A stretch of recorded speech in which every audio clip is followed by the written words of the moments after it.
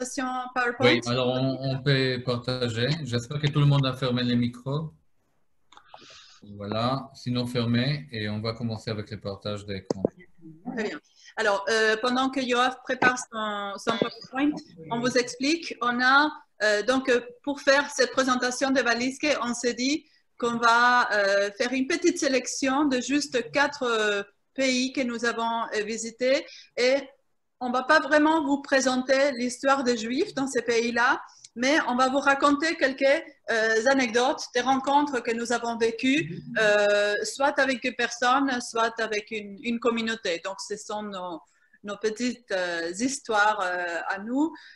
Et voilà, on voulait commencer par un voyage à Cuba qu'on a fait à 2 reprises, donc en 2017 et en 2018. On a fait 2 voyages à Cuba. Qui a été très intéressant parce que on peut imaginer que Cuba, vu la langue, serait une communauté séfarade, vu donc le rapport entre l'espagnol, le judéo-espagnol, mais non, il s'agit d'une communauté ashkénaze qui s'est installée surtout à la capitale, mais aussi dans d'autres villes du pays que nous avons visitées. On a fait donc deux fois un circuit assez complet de l'île. Et voilà, Yoav, tu peux passer à la photo, je ne sais pas dans quel ordre je l'ai mise. Voilà, donc voilà, l'anecdote que je voulais vous raconter, c'était dans cette synagogue de La Habana Vieja, c'est-à-dire la vieille Havana. Donc à La Habana, il y a 3 synagogues, une dans la vieille ville et 2 dans la nouvelle ville. Donc celle-ci où vous voyez des membres de Valiske qui visitent, c'est la communauté la plus ancienne qui est donc Habana Vieja, dans la vieille ville. Et donc, nous avions. Donc, il faut savoir qu'à Cuba, les communications sont très compliquées. Certaines personnes ont des téléphones portables. L'Internet est très difficile. Maintenant, il a commencé à devenir plus accessible pour tout le monde. Mais bref, on avait rendez-vous avec le rabbin de cette communauté. Et on arrive avec tous les groupes, imaginez un groupe de 30 personnes, on arrive devant la porte de la synagogue, dans la vieille ville. Donc, je ne sais pas si vous avez déjà visité La Havane, mais les rues sont assez petites, c'est un peu difficile d'accès. Bon, on arrive devant la synagogue, elle est fermée. Il n'y a personne, personne ne sait où se trouve quelqu'un qui puisse nous ouvrir, le rabbin ou n'importe qui, rien à faire. Donc, je regarde dans mon cahier de numéro de téléphone et je trouve le téléphone du rabbin. Je l'appelle, pas de réponse. Et finalement, je trouve un autre numéro, je réponds et c'était la maman du rabbin. Et donc, la maman, elle m'a dit, oui, il est comme ça, parfois il oublie. Donc, bref, j'ai dû communiquer avec la maman qui nous a obtenu un rendez-vous pour quelques jours plus tard. Donc voilà, ça c'est la photo du deuxième rendez-vous qu'on a pu dénicher grâce à la Yiddish Mame. Voilà, je pense qu'il y avait une autre photo, Yoav, la photo suivante. Tu peux continuer, voilà, ça c'est encore une autre photo de cette communauté qui se dit plutôt orthodoxe. Voilà le rabbin. On a découvert ensuite qu'il était d'origine lituanienne comme ma propre famille polono-lituanienne. Voilà, donc on a la synagogue Adat Israël avec ses drapeaux cubains et c'est donc la communauté orthodoxe. Les autres 2 communautés sont la communauté plutôt réformiste ashkénaze et la communauté judéo-espagnole, la communauté séfarade. Voilà. Yoav, tu peux continuer. Voilà, donc la salle, la petite synagogue, c'est donc une maison, une grande maison qui a son Stibel, comme on dirait en yiddish, donc sa salle de prière, et ensuite à côté, il y a la salle communautaire où les gens se retrouvent. Souvent, on amène les personnes en car, il y a le joint finance le transport des membres de la communauté pour qu'ils puissent assister à l'office de Shabbat. Je pense que Muriel, qu'on vient de voir, était dans ce groupe, si je ne me trompe pas.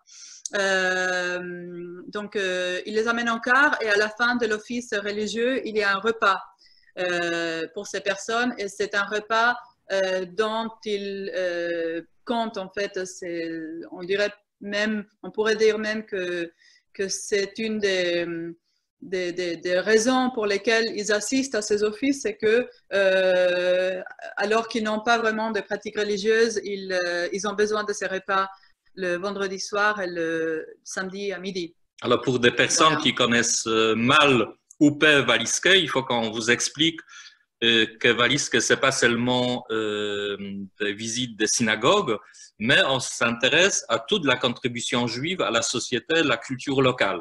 Alors à Cuba, Yoika a développé tout un sujet sur la mafia, parce que les Juifs, c'est pas seulement les prix Nobel, mais à Cuba, c'est des liens avec les États-Unis. Tout à fait. Donc voilà, on avait parlé, on avait même logé dans un hôtel, et ça c'est peut-être une autre anecdote, dans un hôtel qui avait été acheté par Meyer Lansky, qui était un grand mafioso de Chicago. C'était Al Capone juif. Voilà, et donc on avait beaucoup parlé de lui. Et voilà. Et Yoav, tu peux continuer parce que si on reste trop longtemps avec tu peux passer encore les autres photos qu'on a de Cuba. Voilà, ça c'est donc au Patronato, c'est l'autre synagogue qui se trouve dans la nouvelle ville. Ça c'est le Capri, l'hôtel que je cherchais, fait par la mafia juive. Voilà. Et Yoav, je pense qu'il y avait encore une photo de Cuba. Tu peux avancer. Ah, ça c'est, si vous regardez à gauche, il y a André qui danse les danses israéliennes. Voilà. Et il y a une deuxième photo aussi, André, qui danse les danses israéliennes avec la communauté. Avec les libéraux ou orthodoxes? Les libéraux. Ah, je ne savais pas. Ils se retrouvent, donc il faut savoir que le samedi, donc ils viennent le matin pour l'office du samedi matin et l'après-midi, donc ils ont un repas ensemble et l'après-midi, ils font des danses israéliennes.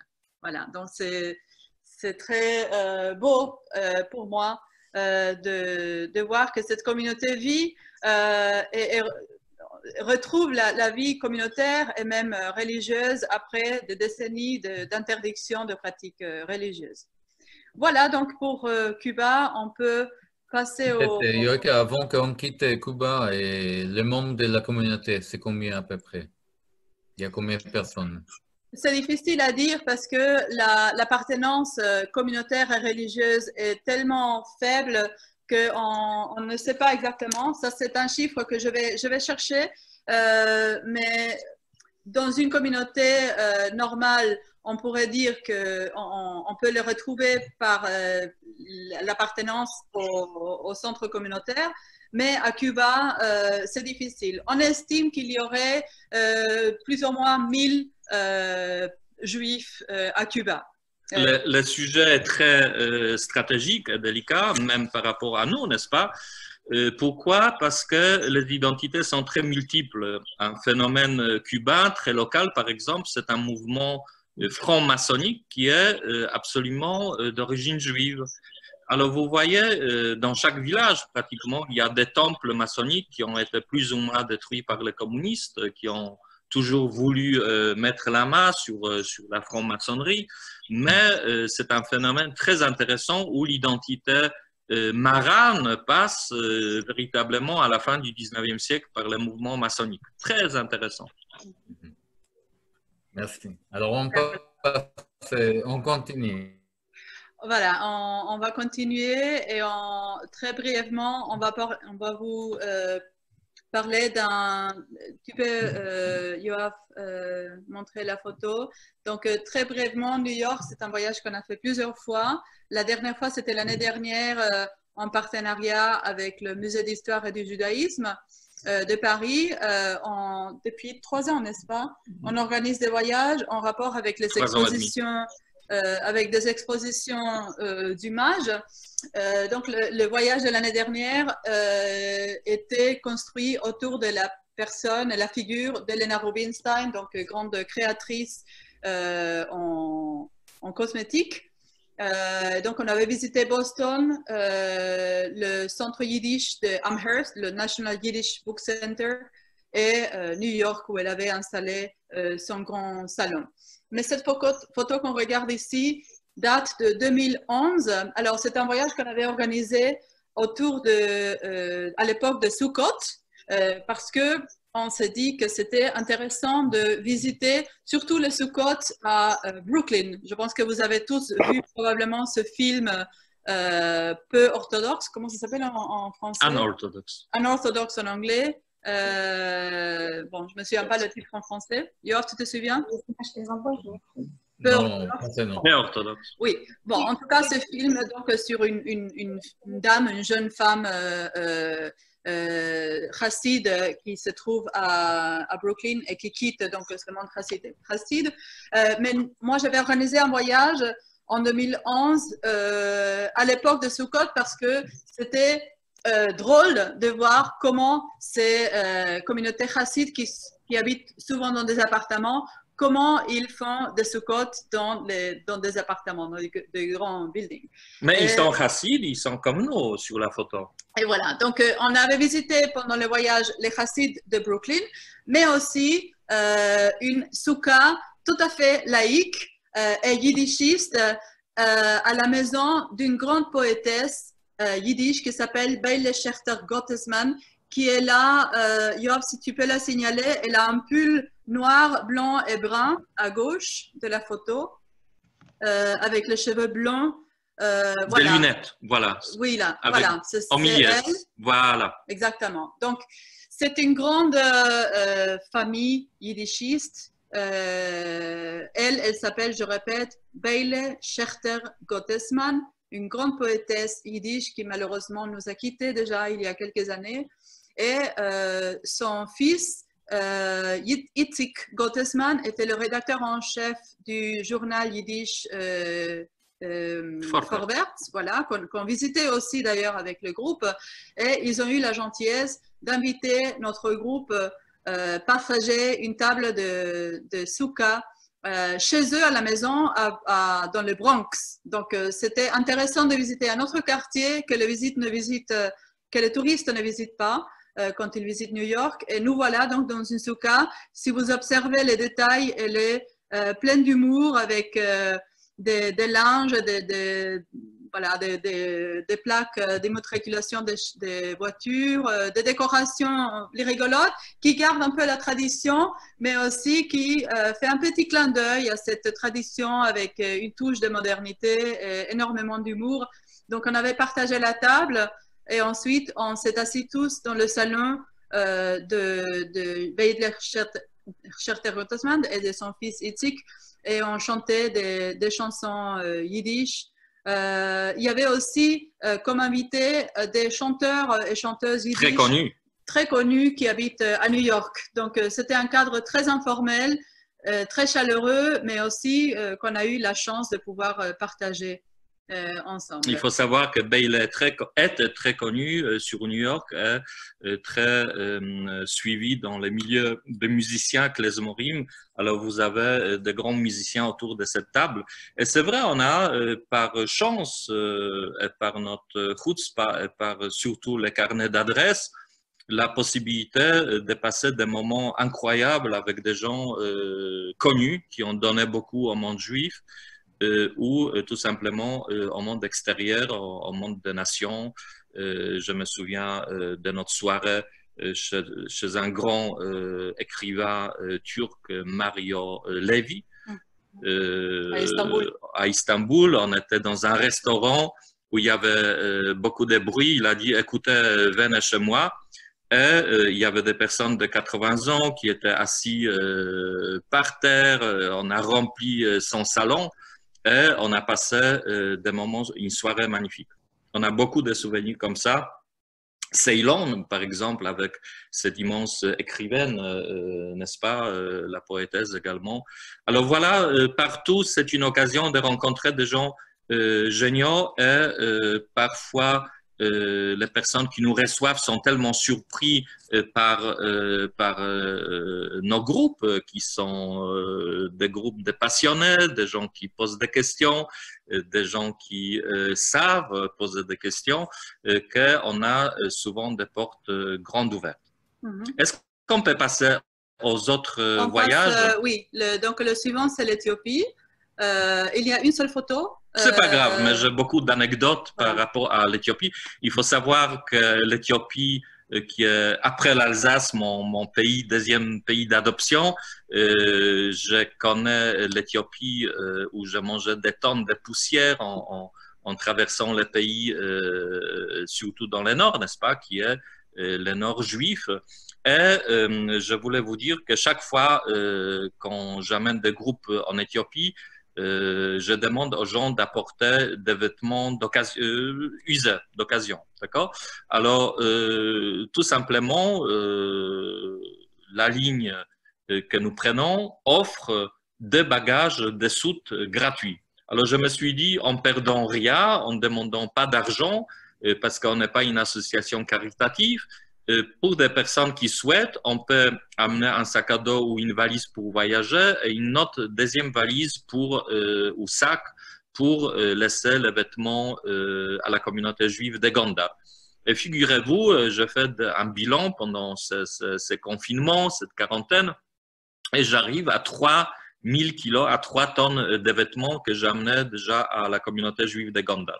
Alors, chaque fois qu'un valise qui arrive, c'est Messi qui arrive, les enfants sont très contents, reçoivent des vêtements, matériel scolaire parfois. Et c'est vrai, on est très, très bien accueillis. On fait vraiment partie de la communauté juive de Gondar. Et ce qui est aussi intéressant, il y a un an exactement, en mars, on a ouvert un restaurant qui est un restaurant simple où on propose une excellente soupe de légumes, un poisson du lac Tana avec les riz local et des bananes en dessert. Alors, si vous voulez, un menu fixe pour 2,50 €. Et le restaurant a réouvert après cette quarantaine qui a été imposée aussi au restaurant en Éthiopie il y a une semaine. Alors, j'ai vécu ça avec beaucoup d'émotion. Je suis en contact avec la famille qui gère les restaurants et ça se passe bien. Il y a des gens qui viennent et tout fonctionne bien en Éthiopie. Alors, j'ai une petite anecdote à vous raconter. J'en ai beaucoup, mais celle qui me plaît, c'est la synagogue de Gondar où, pour la première fois, il y a des années, je me suis pointé pour Kabbalat Shabbat avec la kippa éthiopienne. Alors, si vous voulez, la kippa d'aujourd'hui, c'est la kippa d'origine ashkénaze, qui est aussi répandue par l'extension en Israël et dans la diaspora, Kepele, qu'on appelle Yarmouk en yiddish, et vous voyez la kippa avec les couleurs de l'Éthiopie. Alors, tous les Juifs éthiopiens dans ce besoin identitaire avec Israël, avec la diaspora du Nord, en nordiste, portent les kippot. D'accord? Ça, c'est avec les couleurs de l'Éthiopie. Et moi, comme je voulais être plus juif que les Juifs éthiopiens, je me suis pointé pour Kabbalat Shabbat avec la kippa locale, qui est la kippa des Juifs éthiopiens. Alors, kippa des Juifs éthiopiens, c'est ça. Voilà. Alors, imaginez à peu près 800 personnes pour Kabbalat Shabbat. Attends, parce qu'on ne voit pas le... Oui. C'est quoi les parties rondes? Ça fait de quoi? De quel Ça, métier? c'est Ketchval. D'accord. Ça, c'est Ketchval. Alors, imaginez à la synagogue où il y avait des centaines de personnes, beaucoup de mômes, de mamans, mais je dirais tout le monde, comment dire, noir, n'est-ce pas? Bon, parlant yiddish, parlant maméouchen, ils étaient noirs. Et moi, j'étais un seul blanc qui arrive avec le chapeau de noir. Alors, il y avait une sensation. Ils ont redécouvert leurs racines. Et le président de la communauté, il est venu vers moi et il m'a serré tellement fort que je ne pouvais plus respirer.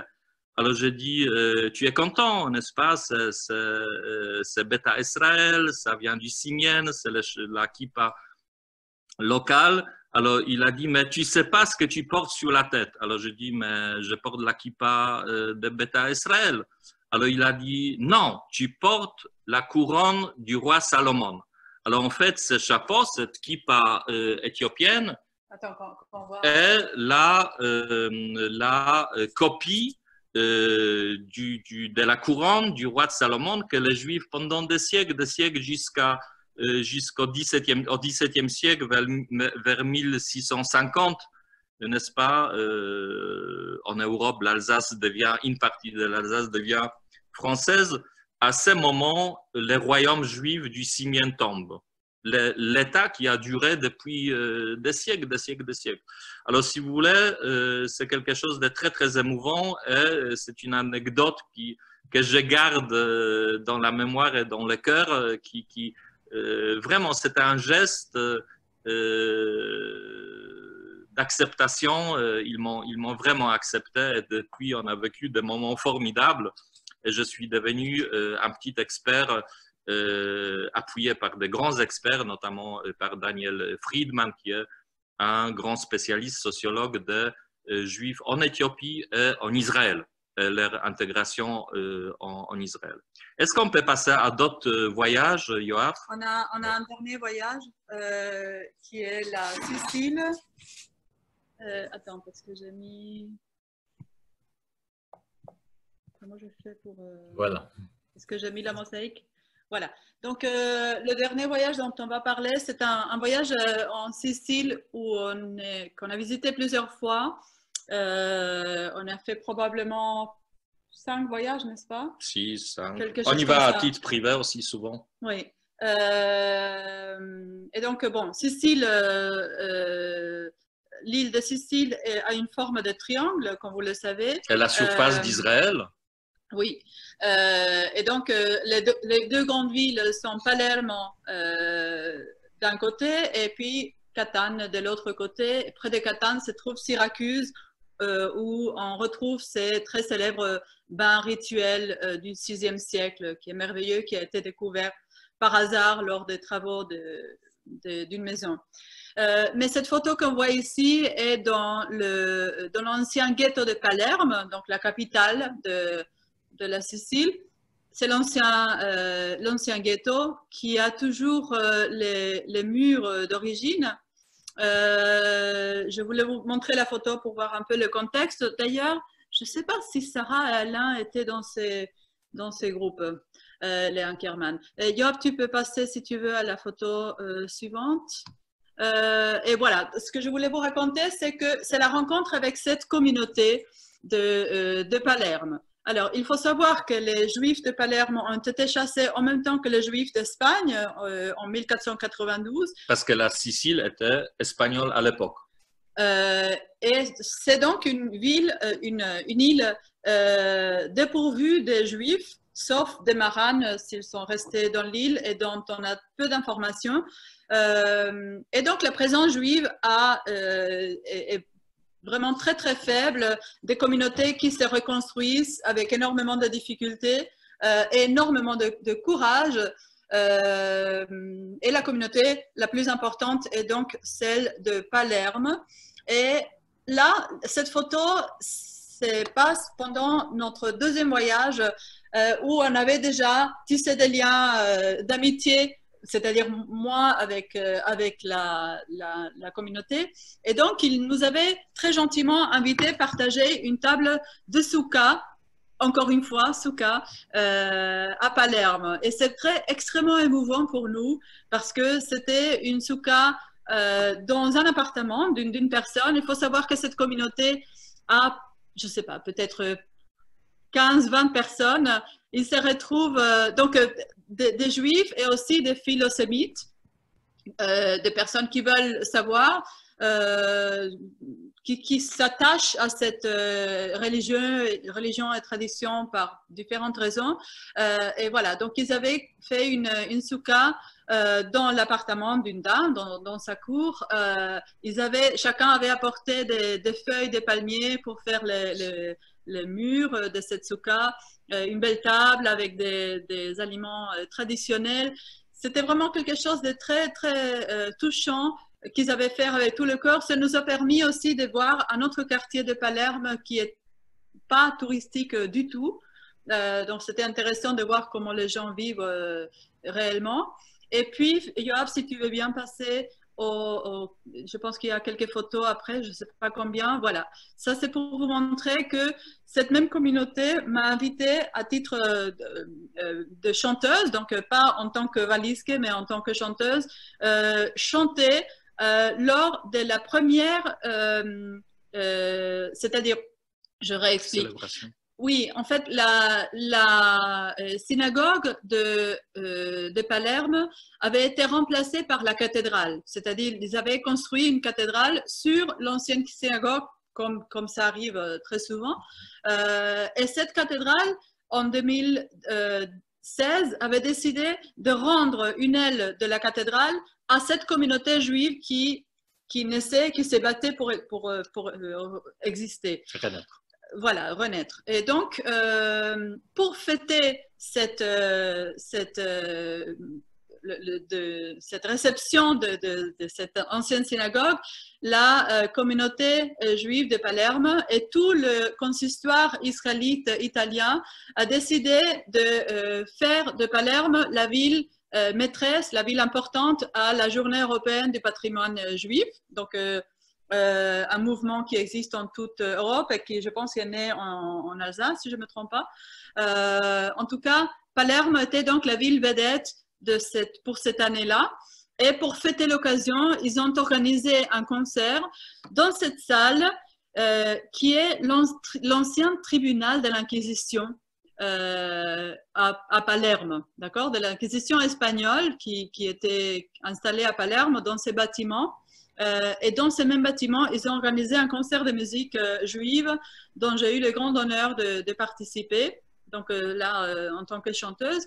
Et on voit la chanteuse qui est debout, s'appelle Isabella Megnaghi. C'est une chanteuse italienne qui habite à Rome. Donc il y avait elle qui était venue de Rome et puis un groupe de Palerme. Tu peux, Yoav, si tu veux passer à la photo suivante. Et à cette photo, là, je suis avec un guitariste de Palerme. Et la photo suivante, c'est tout. Voilà. Donc, voilà. Alors, si j'ai bien compris, il y a une synagogue qui devient une église. Une partie de cette église devient le siège de l'Inquisition. Non, pardon, ce sont deux bâtiments différents. Le siège de l'Inquisition, non, le siège de l'Inquisition est une chose, et c'est là qu'il y a eu lieu le concert. Et la cathédrale se trouve dans la partie ancienne de Palerme. Ce sont deux sites différents, voilà, qui maintenant, donc, la communauté juive a l'accès à ces différents sites pour des différents événements. L'ancien siège de l'Inquisition, aujourd'hui, fait partie de l'université et c'est la faculté d'architecture. Voilà. Un très beau destin, un très beau destin. Oui. C'est ça. Donc, voilà pour notre petite présentation. Je me suis dit que ce serait intéressant d'ouvrir un cycle où les participants des valisques puissent aussi raconter leurs propres anecdotes. On va peut-être préparer ça de façon régulière parce que c'est ce qui donne vie au voyage, ce sont les rencontres. C'est la partie la plus riche de nos voyages, c'est justement les rencontres non seulement avec des communautés dans le site qu'on visite, mais aussi les rencontres dans le groupe même. On a souvent des moments d'échange où on peut découvrir l'histoire des autres. On a plusieurs cousins qui se sont retrouvés grâce à Valisque. Oui, même des couples, je pense. Voilà. Donc, voilà pour notre petite présentation. Et voilà, si vous avez des questions, des commentaires.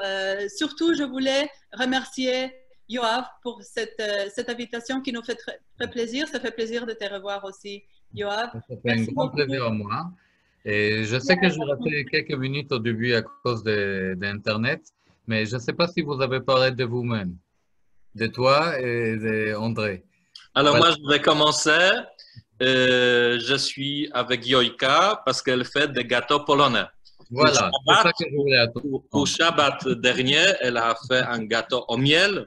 Le miel était éthiopien ou de la Sibérie. J'ai fait un mélange éthiopien et ukrainien. Alors voilà, c'était un mélange du miel de l'Éthiopie et un miel d'Odessa.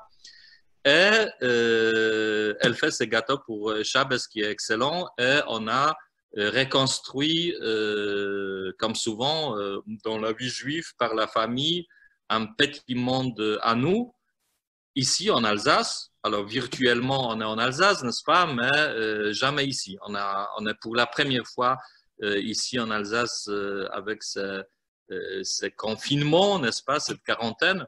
Et maintenant, je me suis rendu compte où on est. Vraiment, j'ai ouvert les yeux. Alors, nous partageons pas seulement les gâteaux, mais aussi la vie familiale et les intérêts. Et nos intérêts, c'était le monde juif au pluriel, parce qu'on s'est rendu compte que tous les deux, et vous aussi, quand vous voyagez pour des raisons professionnelles ou pour le plaisir, chaque fois où vous posez les pieds quelque part, vous vous demandez, mais qu'est-ce qui se passe? Est-ce qu'il y a des juifs ici? Est-ce qu'il y a une synagogue? Vous passez à l'office du tourisme, vous découvrez qu'il y a une vieille synagogue médiévale. Et ensuite, en voyageant pour des raisons purement professionnelles ou non juives, vous intéressez aux juifs locaux, comment ils se débrouillent. Nous, on a fait de ce questionnement, n'est-ce pas, le leitmotiv de nos voyages d'abord privés, et ensuite nous sommes partis dans le monde entier, d'abord dans le monde ashkénaze.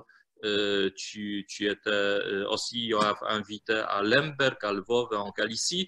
Alors, c'était plutôt privé, mais comme ça plaisait énormément aux amis, les amis ont découvert ces côtés historique, culturel, qui n'est pas le côté purement religieux, parce que nous ne faisons pas de pèlerinage et nous ne faisons pas non plus de voyages de loisirs à la plage de Eilat. Alors, si vous voulez, l'objectif, c'est la culture, la culture, la culture. Et depuis le début, en 2003, où nous sommes partis avec 19 personnes, nous partons aujourd'hui avec 500 personnes par an, avec 400 personnes aujourd'hui qui sont dans l'attente de départ pour les voyages reportés, et à peu près 5000, 5200 personnes ont profité, bénéficié de nos voyages depuis 2003. Voilà, moi je suis né en Pologne, je viens de la Pologne comme toi, Yoav. Je suis en Alsace, je suis alsacien d'adoption depuis 81 déjà. Je fais mes études, entre autres, sous la direction de Freddy Raphaël, ici à Strasbourg, à l'Université des sciences humaines, qui est devenue, sous la pression, heureusement, de certains, l'Université Marc Bloch. Et je suis fier de faire mes études ici. Je suis alsacien d'adoption depuis maintenant presque 40 ans. Le temps passe vite. Yoika. Oui, ben, j'étais apatride jusqu'à l'âge de 18 ans, donc dire que je suis argentine ne signifie pas grand-chose pour moi. C'est effectivement le passeport que j'ai eu jusqu'il y a 3 ans, quand je suis devenue française. Mazel tov. Voilà. Bon, d'origine ashkénaze à 150%, donc grands-parents 120. Qui sont arrivés en Argentine entre les deux guerres. Je suis née en Allemagne, ensuite grandi au Venezuela. J'ai vécu 14 ans au Venezuela, où d'ailleurs la communauté est plutôt séfarade. Donc me voilà minorité, alors qu'en Argentine c'est tout à fait le contraire. Ensuite, j'ai vécu en Argentine 5 ans et j'ai fait mes études à Londres, donc en chant classique, où je me suis intéressée tout d'un coup par la musique et la culture juive, plus spécifiquement ashkénaze. C'est là que j'ai redécouvert le yiddish, qui faisait partie de ma vie, puisque j'ai parlé l'allemand petite et j'avais appris l'hébreu au Venezuela, et voilà une langue qui rassemblait ces deux racines. Et comme on parle des anecdotes, je vous raconte une anecdote. Je suis née à Karlsruhe, qui est une ville, pour les Alsaciens, vous le savez, c'est une ville tout proche de Strasbourg, à peut-être 1 heure et demie de Strasbourg. Je suis née donc là-bas pour le travail de mon père. Mon frère aussi, il est né là-bas. Et comme mon frère est né, mon père, totalement laïque, ne voulait faire un bris, donc la circoncision, mais par un moil, pas à l'hôpital comme on pouvait faire en Allemagne, mais comme il faut, selon la tradition juive. Et le seul endroit possible était l'hôpital Hadassah de Strasbourg. Et donc, on est venus tous les 4, bébé, frère et moi et mes parents, donc à Strasbourg, pour le bris de mon frère à l'hôpital Hadassah, qui était le seul hôpital juif en France, qui vient malheureusement d'être démonté il y a quelques années. Non, il y a quelques mois. Bon, il y a 1 an, je pense. Oui, on l'a transformé. Bon, bref, il n'existe plus. Et donc, dans cet hôpital Hadassah, il a eu son bris. Ensuite, de l'Allemagne, on est parti au Venezuela, comme je vous ai dit. Après, l'Argentine. Après, moi, à Londres. Ensuite, j'ai vécu à Paris. 2 ans où j'ai fait mes études à l'EHESS sur le tango yiddish. J'ai écrit un mémoire sur le tango yiddish. J'ai rencontré André à Paris. On est venu en Alsace, c'est-à-dire moi, j'ai vécu, lui, il était déjà.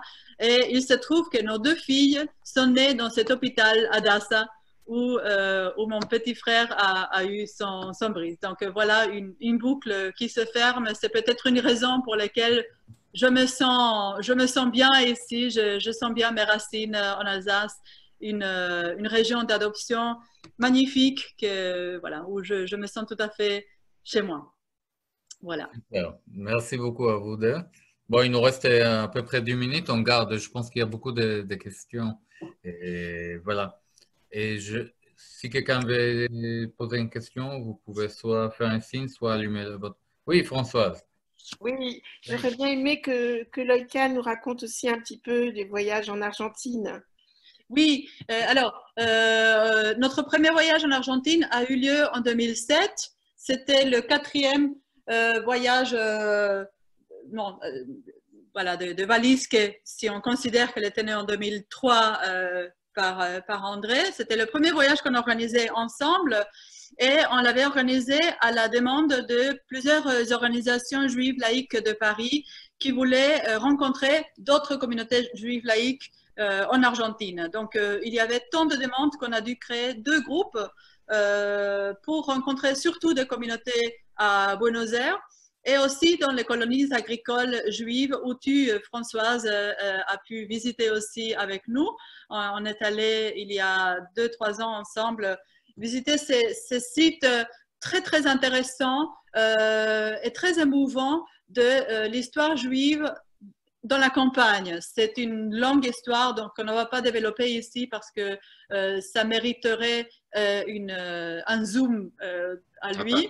Voilà. Mais pour dire que c'est un voyage que peu à peu on a peaufiné et on a su aussi alléger en contenu juif. On a compris que quand on voyage 15 000 km, ce n'est pas seulement pour suivre des conférences et visiter des synagogues, mais aussi pour visiter le pays. Donc, on a rajouté les chutes d'Iguassou, on a visité parfois Salta, donc la région du nord-ouest, avec des magnifiques montagnes aux 7 couleurs, ou parfois en Patagonie, les glaciers. Voilà, donc c'est un voyage que les Français et les Belges, je vois là Hélène, ma chère Hélène de Belgique, qu'on trouve parfois étonnant quand on vient de l'Europe parce qu'on voyage très loin, c'est un vol long, on a un grand décalage horaire et pourtant on sort de l'avion, on arrive dans la ville et on se sent tout à fait chez soi. Culturellement et les Juifs aussi avec cette approche très ouverte des Juifs argentins. Donc ça très rapidement, sont des voyages qu'on organise chaque année, parfois 2 fois par an depuis donc 2007, sauf bien sûr cette année Mais bon, on va se rattraper l'année prochaine. Voilà. Est-ce qu'il y a d'autres questions? Là, quelqu'un par message demandait Odessa, si on avait parlé de Odessa. Est-ce que tu peux dire? Alors, si vous voulez, au total, on a presque 40 destinations. Alors, nous avons parlé de Cuba, New York, Éthiopie, parce que ça nous passait par la tête, mais effectivement, il est très difficile de parler de tout. Odessa, c'est une ville, un sujet en soi. C'est une ville où Israël est né, 20 ans avant Herzl, avec Léon Pinsker. C'est une ville qui a vu les plus grands sionistes et les gens qui ont donné les cadres à l'armée, à l'État, à l'université. C'est vraiment une ville, je pèse mes mots, Israël ne peut pas exister sans la ville d'Odessa. Et ensuite, c'est la ville de la Mayflower, de la troisième Aliyah, qui est avec le grand bateau. Tout à fait, il y a merci beaucoup, c'est la troisième Aliyah. Il y a un musée Israël sur ce bateau. Et après, avec les noms et tout ce qui sont devenus après en 48, quand Israël a été fondé, quelque chose d'extraordinaire. Vraiment la Mayflower juive.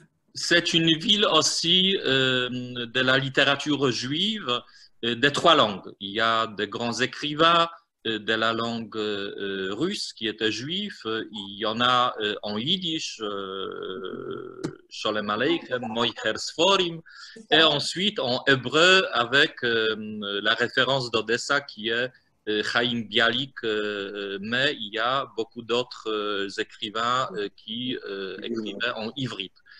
C'est une ville qui est tellement importante qu'il est très difficile de tout fermer en quelques mots. C'est une ville qu'on aime beaucoup, une ville où nous allons 4 fois par an, des villes où on invite des conférenciers locaux, où on amène aussi des conférenciers de chez nous. Il y a beaucoup d'Israéliens qui viennent parce qu'il y a des vols directs de Tel Aviv. Alors, c'est un tout petit peu étonnant parce que dans un sens d'Israël à Odessa, il y a beaucoup de Hasidim qui voyagent, les avions sont noirs. Et d'Odessa à Tel Aviv, il y a uniquement des femmes de ménage. Alors, c'est très folklorique, la ville qui est magique, on peut manger kasher, il y a plusieurs communautés, très structurées. Une ville au bord de la mer Noire où l'automne est magnifique, doré avec les platanes. Avec les printemps, il fait maintenant à peu près 25 degrés, 24, il fait déjà très beau.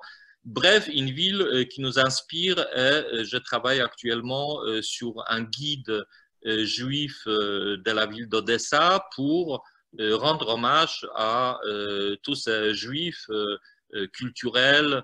Bob Dylan, par exemple, un prix Nobel, n'est-ce pas, juif qui a ses racines là-bas, même Gainsbourg en France, sa famille était en partie d'Odessa. Alors, si vous voulez, une ville essentielle pour le monde juif russe, pour le monde juif d'Israël et pour le monde juifs de diaspora, sans parler. On a organisé un concert aussi, une fois. Nous avons organisé plusieurs concerts. J'ai organisé les concerts en yiddish pour Yoika.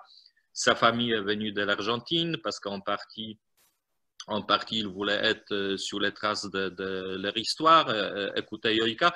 Et c'est vrai, elle a chanté dans une ville qui n'a pas entendu yiddish depuis la Shoah. Je vous rappelle que la Shoah, c'était la Shoah faite par des Roumains.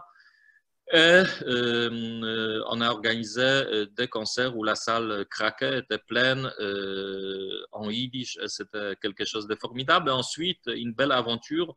J'amenais la famille Rapaport, 35 personnes. Les plus jeunes avaient 7-6 ans, les plus âgés 90. Et toute la famille est partie avec moi sur les traces de leurs ancêtres. Et les Rapaport forment un orchestre familial et j'organisais pour la communauté juive un grand concert de Rapaport où ils ont joué klezmer pour eux et ensuite je les ai mises je les ai mis un tout petit peu partout dans les zones piétonnes, dans les rues piétonnes de la ville d'Odessa où ils jouaient en prenant les pains aux musiciens tziganes locaux qui n'ont pas beaucoup apprécié que les Parisiens bien habillés marchent sur leur bande. Super. Bon, il nous reste quelques minutes. Est-ce qu'il y a encore de réactions, de questions? Je vois Malichevich, je vais vous appeler. Bonjour, bonjour. Voilà. Bonjour. Sinon, je vais raconter une autre anecdote qui est pittoresque, mais vraiment pittoresque, dans la ville où j'étais invité, Yoav, à Lemberg, qui se trouve en Ukraine. Alors là-bas, Lvov, Lemberg, Léopold en français.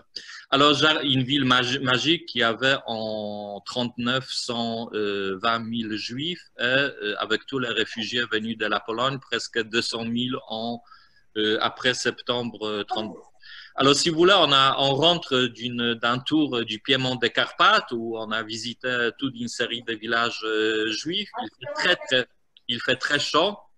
On arrive en autocar local ukrainien qui est un tout petit peu, si vous voulez, bien fatigué. Et on arrive en été, tout le monde est en tong et tout le monde schwitz parce qu'il fait bon chaud. Et on arrive à la porte de Lemberg et l'autocar tombe en panne. Boum! C'est un autocar post-soviétique, un tout petit peu âgé. Et voilà. Et ce qui était formidable, souvent avec Valiske, il fallait prendre la décision très vite. Alors, je fais un bilan avec les chauffeurs, je demande qu'est-ce qui se passe. C'est la courroie de transmission qui a fait boum. Alors, je dis combien de temps il te faut pour changer la transmission. Il a dit ouais, il faut chercher la pièce, il y a la circulation, ça va prendre 1 heure et tout ça. Alors, je dis non, à 7 heures, j'ai l'opéra. J'ai acheté les billets, les meilleures places, et il faut absolument qu'on voie Carmen en ukrainien. Il faut qu'on soit à l'opéra ce soir. Alors il a dit, je suis désolé, je ne peux plus rouler. Il faut que le garage m'amène la pièce, je vais l'échanger, ça va durer. Alors je dis au groupe, j'avais 35 personnes, vous laissez vos valises, vous prenez uniquement vos sacs à main et les sacs à dos avec vos affaires. Et vous me suivez. Alors tout le monde m'a suivi comme des canards. Je me suis mis au milieu de la route. J'arrêtais le premier bus local. Je rentre dans les bus avec beaucoup de difficultés parce qu'il y a des Cosaques qui se poussent. Et je dis au chauffeur, j'ai mis 50 € en hryvnia, en monnaie locale. Et j'ai dit, on va aller à l'opéra. Alors il m'a dit, oui, mais je ne vais pas à l'opéra. Alors j'ai dit, oui, mais tu iras à l'opéra. Alors je dis, j'ai 35 personnes, est-ce que tu peux faire la place? Alors il a pris le microphone, il a dit, écoutez, les bus arrêtent son cours, vous descendez tous, et tous les Ukrainiens sont descendus, et Valiske est monté dans les bus. Et je dis, écoute, il y a un autre problème, l'opéra commence dans 15 minutes, il faut vraiment qu'on soit à l'heure à l'opéra. Alors, il a roulé vraiment très vite avec ce bus qui tombait aussi en miettes, mais qui est arrivé à l'opéra. Et il est monté devant l'opéra, comme pour les VIP, si vous voulez. Il nous a laissé à la porte de l'opéra. Et tout le monde est descendu avec les flip-flops, avec les tongs, n'est-ce pas? Mais c'est un pays post-soviétique, alors ce n'est pas important d'être en tongs ou en t-shirt, essentiel qu'on s'intéresse à la culture. Alors on est descendu là-bas, je me suis rendu compte que j'ai oublié les billets dans la valise et dans les vieux bus. Et je me suis dit, zut, je n'ai pas de billets. Alors, si je dis ça à Babouchka qui regarde les billets, ça sera foutu, on ne va pas rentrer. Alors, je me suis présenté à une vieille dame soviétique. Vous savez, les billets, les Babouchka qui vérifient les billets, ce sont des dames très solides et costauds. Et je dis, écoutez, je suis patron, on va compter ensemble pour qu'ils ne trichent pas. Alors, on compte. Et tout valise qui passe. 1, 2, 3, 4, 5, 6, comme avec le mouton. On arrive à la fin, elle me dit 35. Alors je dis, oh zut, j'ai pas de billets. Alors elle a dit, mais ça va pas, ils sont tous assis devant, ça va pas. Alors je dis, oui, mais j'ai pas de billets. Mais je vous donne ma parole que à Odessa, quelqu'un demande où ça s'est passé. Ça s'est passé à Lemberg, à Lvov, au magnifique opéra de Lvov. Et je dis, je vous donne ma parole, dans 1h30, vous aurez 35 billets et en plus les miens. Bonjour tout le monde. Bonjour, bonjour Robert. Et effectivement, j'ai tenu ma parole, j'ai pris le taxi, je suis allé au vieux bus, je suis retourné avec mes billets et je donnais à Babouchka qui ne voulait pas croire que j'allais lui montrer les billets. Et les billets étaient là et cette anecdote aussi me nourrit et c'est quelque chose qui est super. Magnifique, merci. Alors, peut-être dernier épisode ou dernière question. Nous sommes combien, Yoav? On était magnifique, on était presque 80 aujourd'hui. 76. Voilà, c'est super. Alors, je regarde si je reconnais des gens, mais... Gabriel demande combien de personnes? 35, en général 30, ça dépend. Maximum 30, parfois ça dépend un petit peu. Aussi, quelqu'un demandait la recette du gâteau au miel. Je vais l'envoyer peut-être à Yoav si tu veux l'envoyer. C'est la recette de ma grand-mère, du Leicat. Mais je suppose que c'est comme le gefilte fish, chacun a sa recette. Alors, je ne sais pas chez qui s'écrit. Je voulais vous dire que par rapport aux dimensions des groupes, qu'on est très, très sollicité, malheureusement, les premières inscriptions comptent. Et ensuite, quand on dépasse 30 personnes, on forme 2 petits groupes. Je fais comme ça en Éthiopie. On a 2 petits groupes de 15-20 personnes. Et ensuite, les repas se font ensemble, l'hôtel ensemble, mais chaque groupe a ses conférenciers. Et en général, on se retrouve pour des grandes conférences le soir ensemble. Parce que vous voulez, on est très attaché à la qualité et il faut que la qualité suive. Et très souvent, on divise des grands groupes en petits groupes.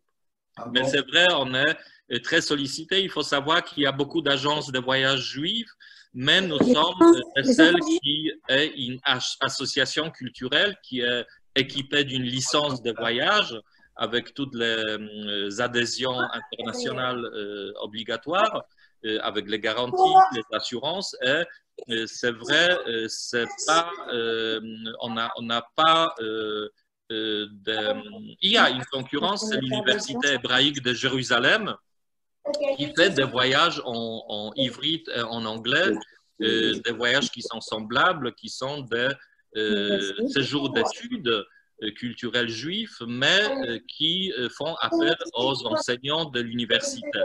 Nous,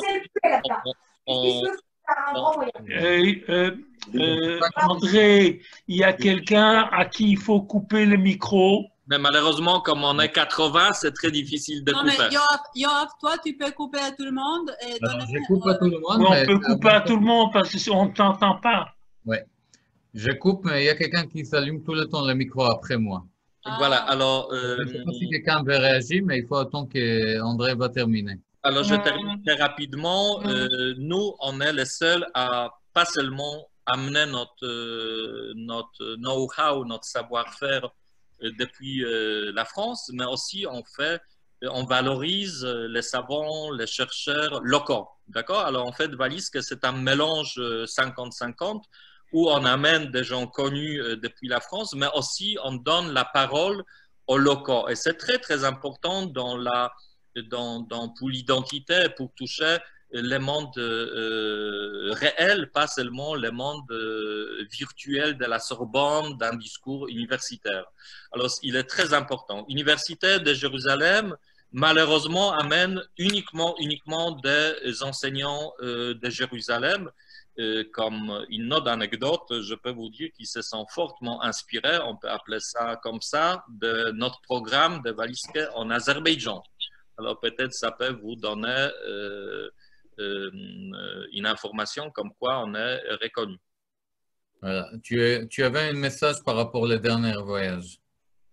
Alors, le dernier voyage que nous avons fait en ce qui me concerne, c'était l'Éthiopie. Yoïka était au Maroc. Et juste avant. Moi, j'ai fait le voyage. Adler était le dernier. D'accord. Alors, effectivement, un grand écrivain français qu'on appelle Zola de la peinture française, quelqu'un qui faisait des sujets sociaux. À la fin du 19e siècle, c'est un grand peintre peu connu, Julien Adler, d'origine alsacienne, qui est né dans la région de Vesoul, dans les Vosges. Et nous avons fait un magnifique voyage local français avec les Mages, qui est les grands musées juifs de Paris, avec lesquels nous avons un très fécond, créatif partenariat depuis 3 ans et demi. Bon, merci. Alors, est-ce qu'il y a encore de petites questions avant qu'on termine? Non, comme j'ai raté le début, est-ce qu'il vous avez déjà des programmes qui sont alors, Hubert Yoïka a expliqué que le programme 2020 a été en grande partie reporté pour l'année 21. Ça veut dire qu'il y a à peu près 400 personnes qui sont dans l'attente de départ pour l'année prochaine. Et en attendant, on pense à compléter le programme avec des voyages notamment nationaux en France, surtout pour redémarrer la machine. Parce qu'on on espère pouvoir faire quelques voyages à partir de septembre-octobre cette année encore, si c'est possible. Oui, mais c'est ça qui m'intéresse quand est-ce qu'on aura ces programmes. Alors, on est, Hubert, comme nous tous, dans l'attente. On suit de près la situation. On sait que la situation se débloque un tout petit peu à gauche et à droite, mais pour nous, ce qui est très important, c'est la sécurité. Bien entendu. Et ensuite, la confiance dans la mobilité. Il faut qu'on retrouve la confiance parce qu'on est tous traumatisés. Nous, vous, on est tous déformés par nos angoisses. Et c'est vrai, voyager, je l'ai dit au départ, c'est pas aller uniquement à un point B qui est en sécurité, mais aussi transiter par Roissy, par Ben Gurion, par l'aéroport. Voilà.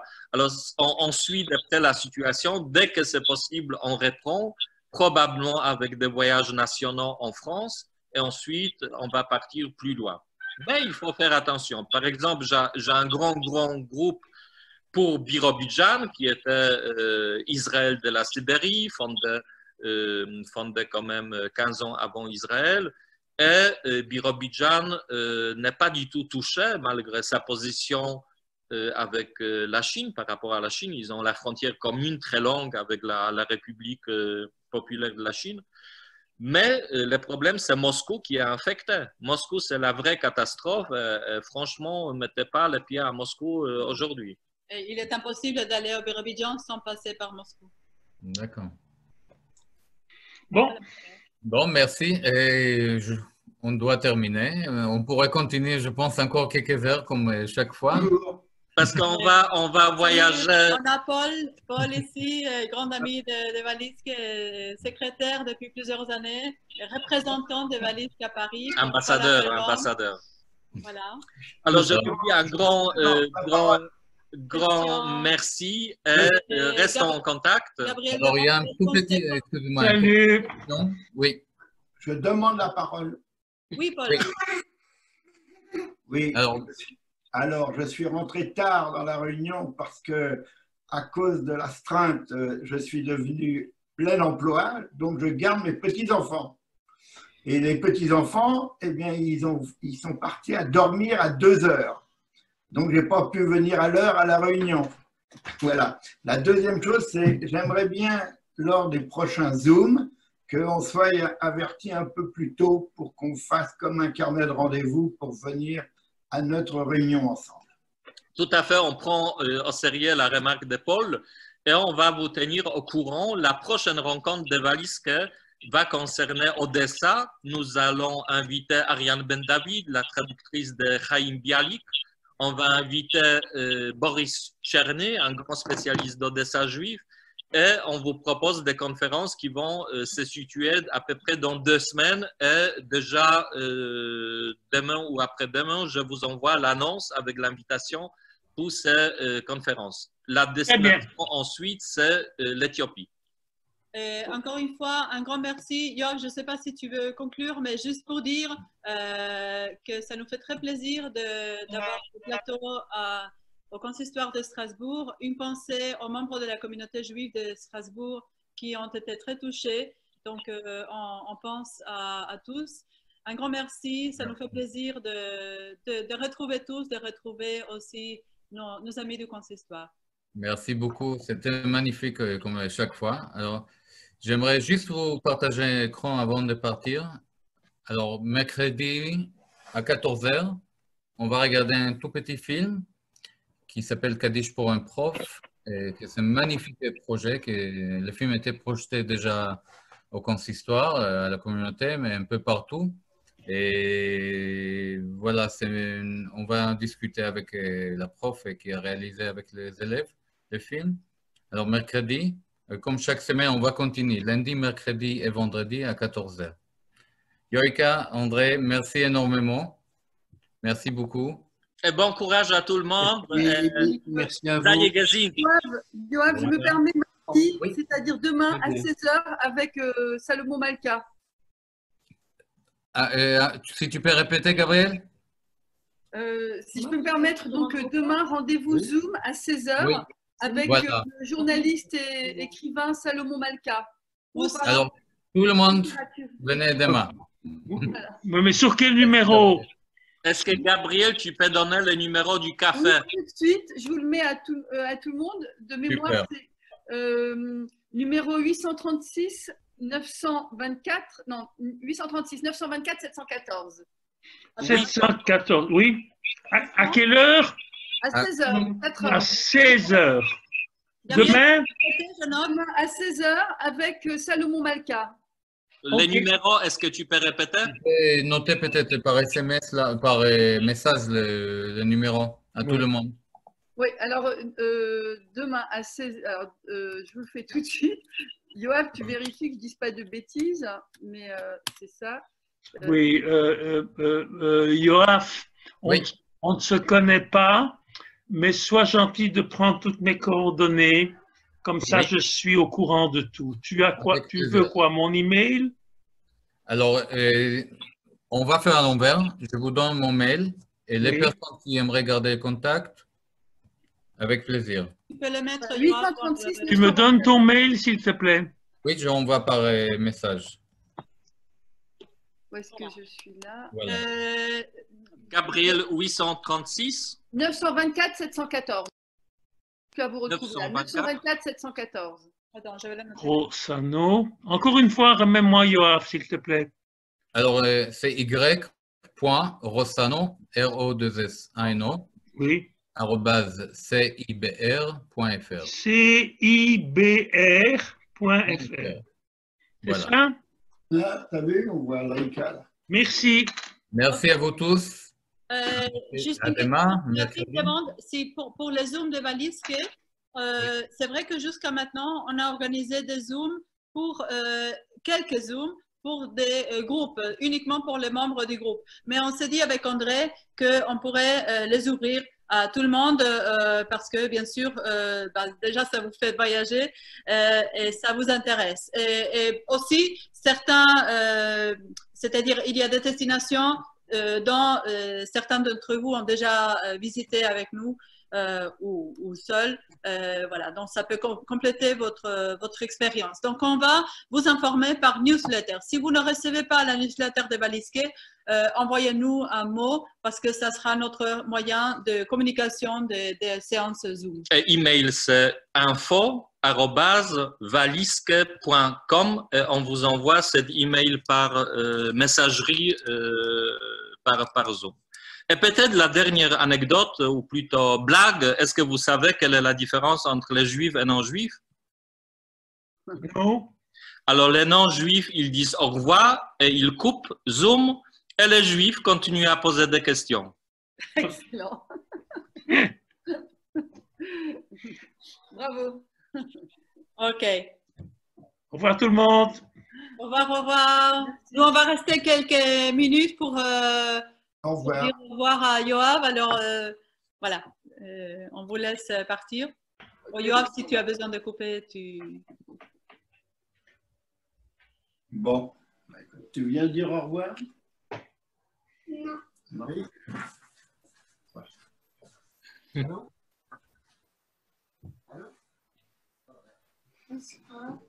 Au revoir Loïka et André, et merci pour ce tour d'horizon. Au revoir. Au revoir. Et au revoir. Au revoir. Merci. Bon, je suis arrivé en retard, je ne vais pas partir le premier.